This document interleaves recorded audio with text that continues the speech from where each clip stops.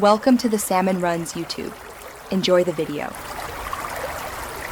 You start by powering down and unplugging the Ps5. This prevents shorts and accidental resets. Once done, move it to a soft, flat surface so you can access the shell without scratching it. Remove the base stand if attached, then prepare your Phillips #1 screwdriver and a clean cloth. You're doing this now to minimize dust and avoid static, so keep small parts organized and within reach before you open the side panel. You'll slide the side panel off by lifting the corner and pulling gently. It clicks free without force. Once open, locate the thin LED strip along the console's top interior. This is what creates the light. Make sure to note any screws or clips holding the LED bracket, unscrew them with controlled turns, then unplug the LED connector or ribbon cable. Take photos as you go. That helps when reassembling and explains why careful tracking of parts matters.